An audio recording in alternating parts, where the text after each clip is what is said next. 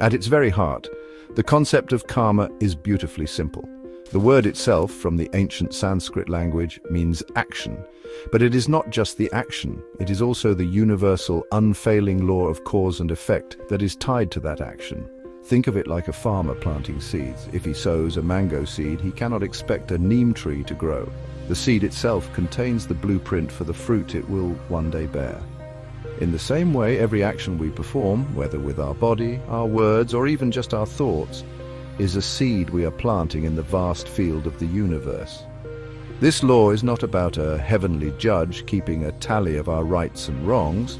Rather, it is an impersonal, natural principle, as fundamental as the law of gravity. This cosmic law operates with a quiet and patient certainty. Good actions, those rooted in kindness, compassion, and selflessness, plant seeds that will eventually blossom into experiences of happiness, peace, and goodwill. Conversely, actions driven by anger, greed, jealousy, or selfishness sow seeds that will inevitably sprout into suffering, conflict, and distress. It is a profound and empowering idea because it places the responsibility for our lives squarely in our own hands. We are the architects of our own destiny, building our future moment by moment with every choice we make. This is not meant to be a frightening reality, but a liberating one, showing us that we have the power to change our circumstances by changing our actions. The consequences of our actions, or karmic fruits, do not always appear immediately. Just as a seed needs time, water, and sunlight to grow, the effects of our karma may take time to ripen. Some results may be felt within minutes or hours, while others may take years or even, as some spiritual traditions believe, lifetimes to fully manifest.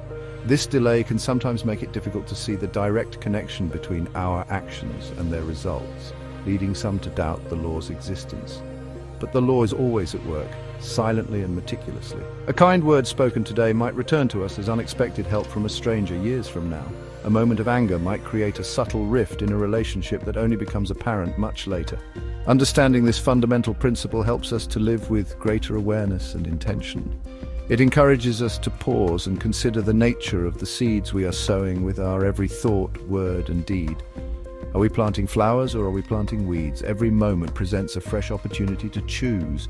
We can choose to react with patience instead of irritation, with generosity instead of selfishness, with truthfulness instead of deceit. By consciously choosing actions that are constructive and beneficial for ourselves and others, we begin to align our lives with this great cosmic law, steering our journey toward greater harmony, joy, and spiritual fulfillment. It is the simple yet profound starting point for a life lived with purpose and wisdom. The law of karma is not some abstract philosophical concept reserved for sages and scriptures. It is a living, breathing force that shapes the texture of our everyday existence. It operates in the most mundane aspects of our lives, from the habits we form to the relationships we build. Consider the simple act of forming a habit. When you decide to wake up early each morning to meditate or exercise, the first few days are difficult. Your body and mind resist. But each time you follow through, you are performing a karmic action. You are strengthening a positive mental pathway. Over time, this repeated action makes it easier and more natural to wake up early until it becomes an ingrained habit that brings you health and peace of mind. This is karma in action on a small personal scale. This same principle applies to our character. A person is not born with a fully formed character. It is sculpted over time by the chisel of repeated actions and thoughts. Each time we choose honesty over a convenient lie, we are carving integrity into our being. Each time we choose to be patient with someone who is testing us, we are adding a layer of fortitude to our character. Conversely, every small act of impatience, every flash of anger, every selfish thought deepens those negative grooves in our personality. Over many years, these tiny, seemingly insignificant choices accumulate to define who we are. Our character, then, is the sum total of our past karma, the visible manifestation of the choices we have made day after day. Our social connections and relationships are also a powerful reflection of the law of karma. The energy we put out into the world through our interactions with others inevitably finds its way back to us. If we consistently treat people with respect, kindness, and empathy, we will naturally attract and cultivate relationships built on mutual trust and affection. People will be more inclined to help us, support us, and be a positive presence in our lives. On the other hand, if we are critical, gossipy, or unkind, we create an atmosphere of negativity around us.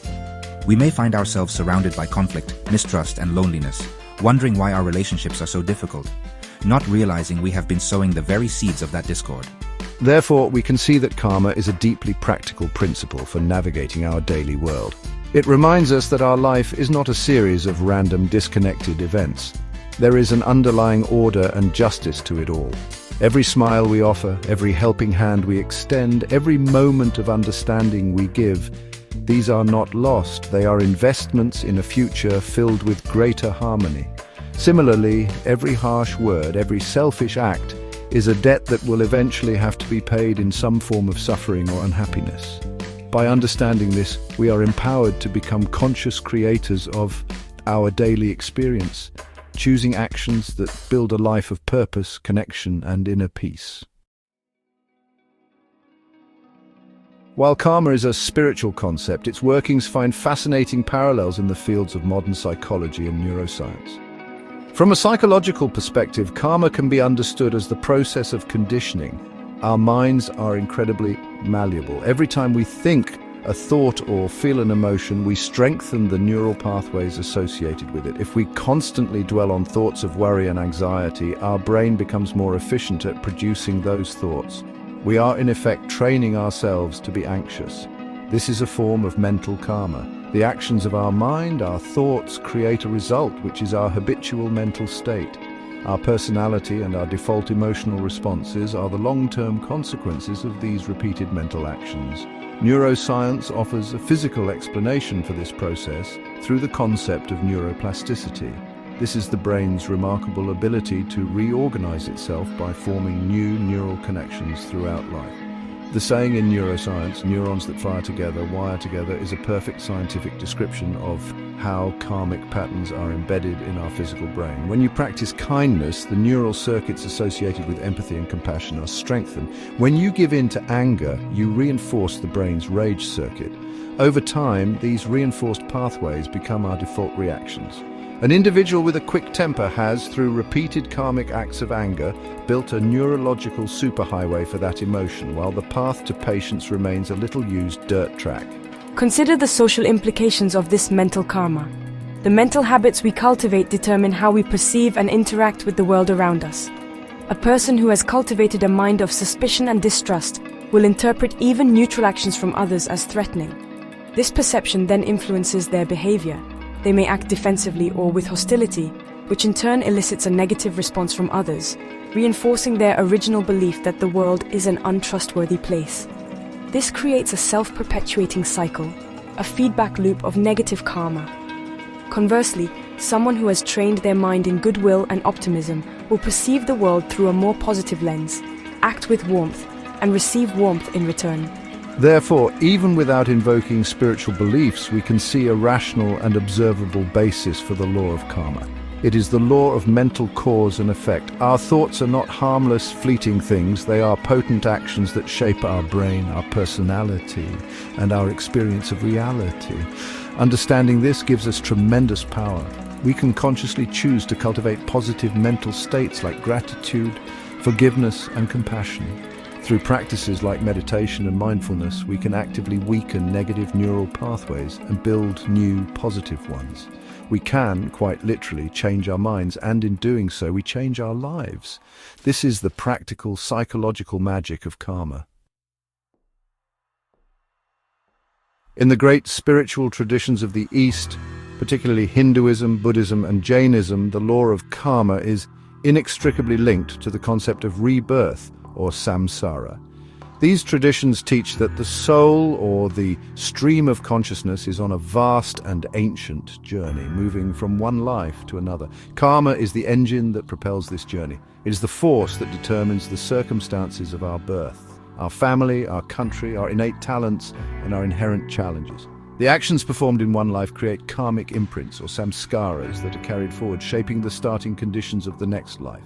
This provides a profound explanation for the seemingly unjust inequalities we see in the world from birth. This cosmic accounting is not meant to be seen as a system of reward and punishment from a divine being. Rather, it is an educational process for the soul. Each lifetime presents us with a unique set of lessons we need to learn, lessons tailored by our past karma. If in a past life we struggled with greed, we might be born into circumstances that constantly test our generosity. If we were arrogant, we might face situations that teach us humility. The universe, through the law of karma, gives us precisely the experiences we need for our spiritual growth. Our current life, with all its joys and sorrows, is the perfect classroom, designed by our own past actions for our soul's continuing education. Within this framework, the concept of Dharma plays a crucial role.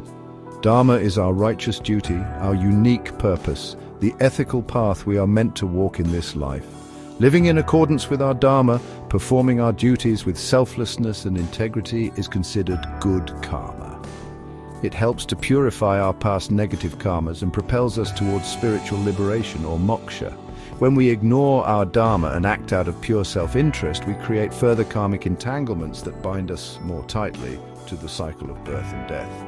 Thus, karma and Dharma are two sides of the same coin. Dharma is the path, and karma is the consequence of how we walk that path. The ultimate goal of this long journey through many lives is to transcend the cycle of karma and rebirth altogether. This is achieved by exhausting all our past karmas and, more importantly, by ceasing to create new ones.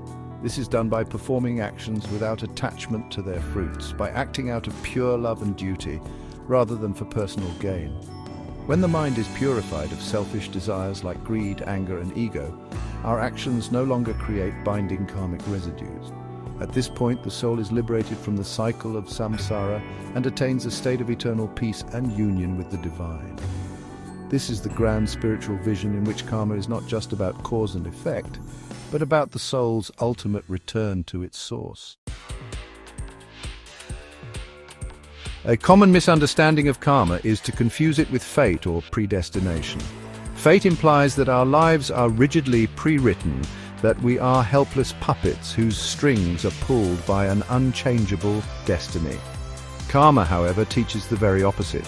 While our past actions, what's called prarabdha karma, have definitely shaped the conditions of our present life, like our body, our family, and even our natural tendencies, we are always, in every single moment, completely free to choose how we respond to these conditions. This freedom of choice, this free will, is honestly the most powerful tool we have. It's through our present choices that we shape our future karma. Imagine you're sailing a boat. The winds and the currents that you encounter are like your past karma. You did not choose them, and they're simply the reality of your present situation. You can't just wish them away. But you are the captain of the boat. You have a rudder and sails. You can choose how to set your sails and how to steer your rudder in response to those winds and currents. A skilled sailor can even use tough winds to move in the direction they want. In the same way, we can use the challenges from our past karma as chances to grow, choosing to respond with courage, patience, and wisdom. Our future is not fated. It is constantly being created by how we navigate the present moment. This distinction is really crucial because it transforms us from passive victims of circumstance into active agents of our own lives. If we believe in fate, we might just become resigned and complacent, thinking, "This is my destiny, there is nothing I can do." That attitude leads to stagnation and, honestly, despair. But if we understand karma, we realize that no matter how tough things are right now, we actually have the power to change it. We can start planting new, better seeds right now. Every conscious choice to be kind, to be patient, to be honest, is an act of free will that creates positive future karma and begins to counteract the negative karma from the past. This is a message of immense hope and empowerment. So karma doesn't take away our freedom. It gives it ultimate meaning. Every choice matters. Nothing is insignificant. The way you speak to the shopkeeper, the way you respond to a frustrating traffic jam, even the thoughts you have before falling asleep, all these are acts of free will that are shaping your future. Your life is a continuous dialogue between what your past has created for you and what you choose to create now.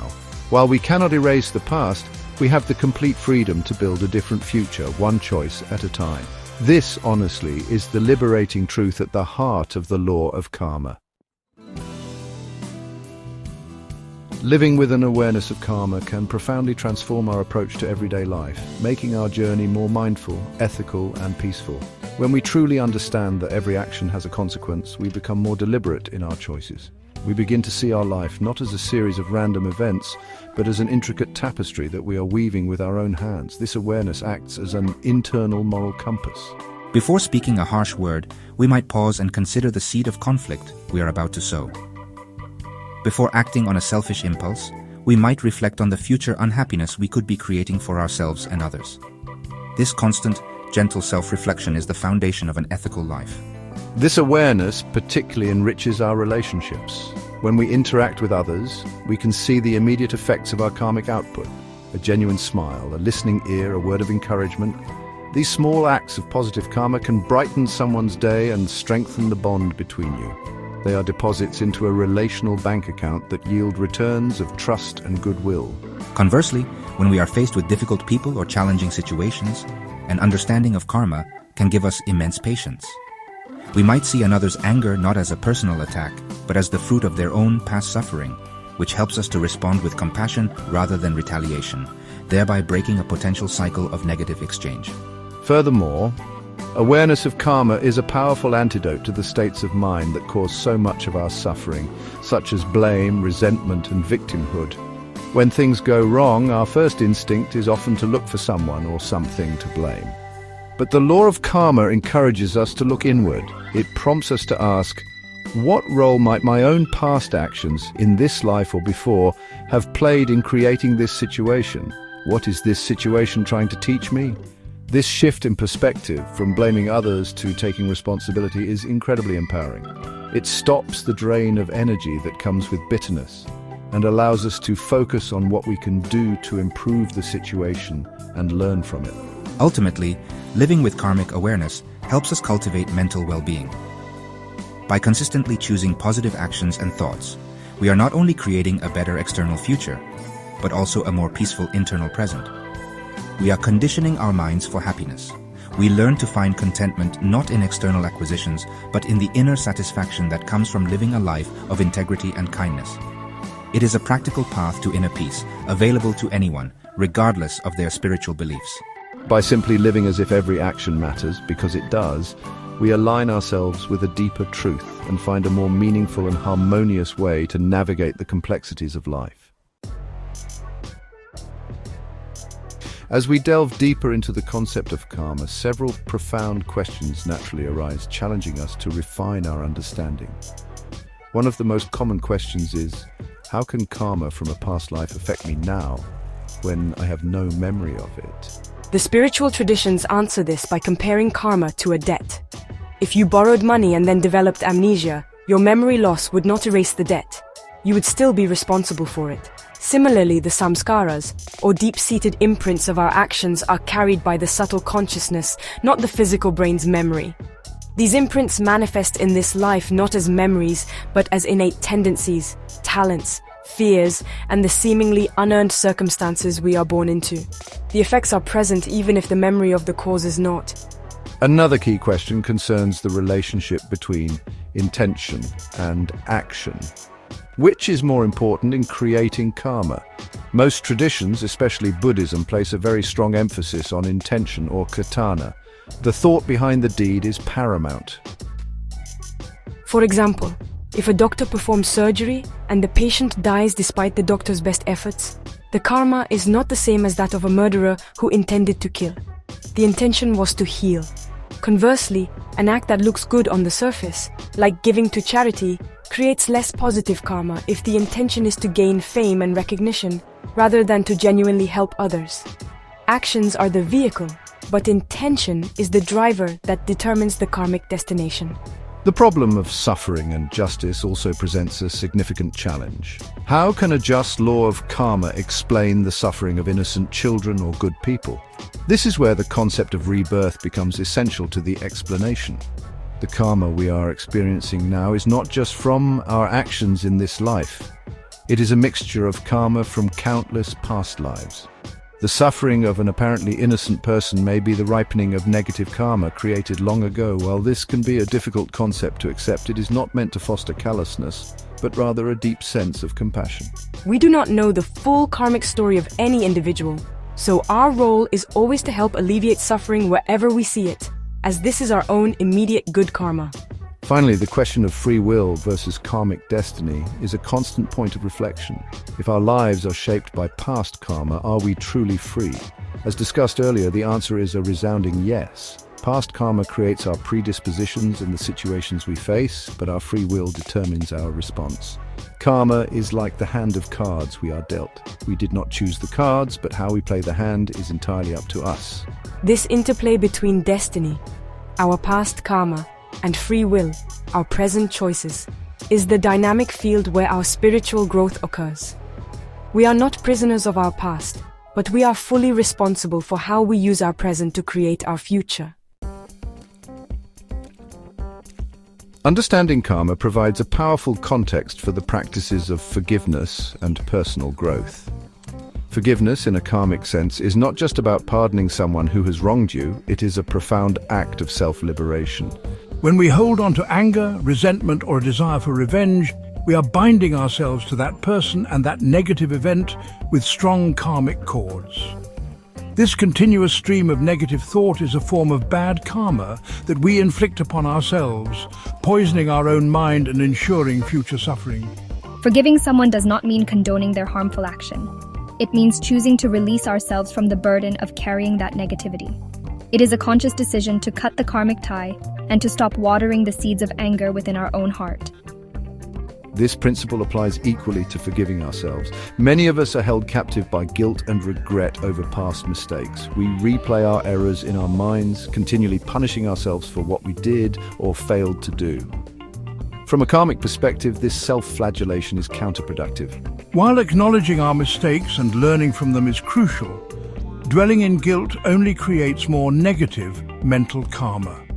True self-forgiveness involves accepting our past imperfections with compassion, resolving to do better in the future, and then letting go. It is about understanding that those past actions were the result of a certain level of ignorance or weakness, and using that understanding to fuel our commitment to future growth. Personal growth is the very purpose of the karmic journey. Every challenge we face, every difficult person we encounter is a tailor-made opportunity to grow. Our weaknesses, be it impatience, jealousy, or fear, are the areas where our most important karmic work lies. When we face a situation that triggers our anger, for instance, we have a choice. We can react habitually, creating more karma of anger, or we can see it as a spiritual test, an opportunity to practice patience and understanding.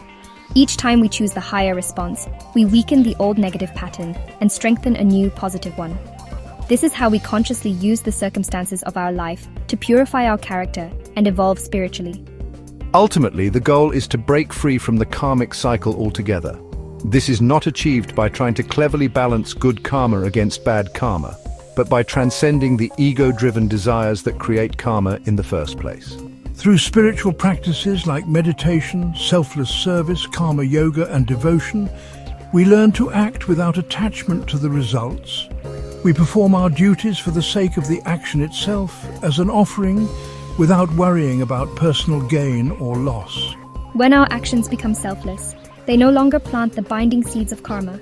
This is the path to liberation, or moksha, where we are finally free from the wheel of cause and effect and can rest in a state of eternal peace and freedom. The wisdom of karma extends far beyond the boundaries of any single religion or culture. It offers a universal framework for ethical living that can guide anyone, regardless of their belief in rebirth.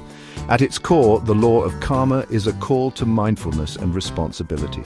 It asks us to live with the simple, powerful recognition that our actions have consequences. This principle in itself is a sufficient foundation for a moral life. When we understand that kindness begets kindness and that hostility breeds hostility, not in some future life but here and now, in our relationships and our own state of mind, we have a compelling, rational reason to choose the better path. This understanding can profoundly influence how we engage with society. It fosters a sense of interconnectedness, reminding us that our personal well-being is tied to the well-being of the whole community. An act of corruption, a lie told for corporate gain, or the pollution of our environment, these are not isolated events. They are negative karmic seeds that will inevitably sprout into collective suffering such as social mistrust, economic instability, and ecological crisis. Conversely, acts of public service, community building, and environmental stewardship are investments in a collective positive karma that benefits everyone. An awareness of karma encourages us to be better citizens, conscious of how our choices impact the wider world. In popular culture, the word karma is often used superficially, reduced to a simple notion of cosmic revenge, as in karma's a bitch. This is a significant misunderstanding. The law of karma is not vengeful, it is impartial and educational. It is not about getting even, but about learning and balancing. Its purpose is not to punish but to teach. The true spirit of karma is not one of waiting for others to get their comeuppance, but one of focusing on our own actions, knowing that the energy we put out is the world we will eventually inhabit.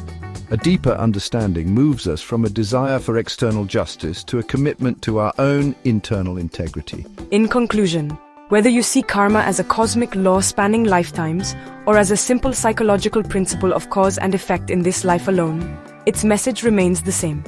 Live deliberately. Live with kindness, with integrity, and with compassion.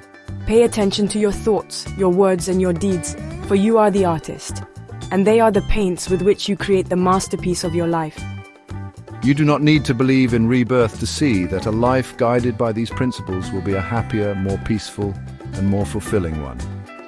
Karma simply reminds us that we hold the power to create that life, for ourselves and for others, starting right now, in this very moment.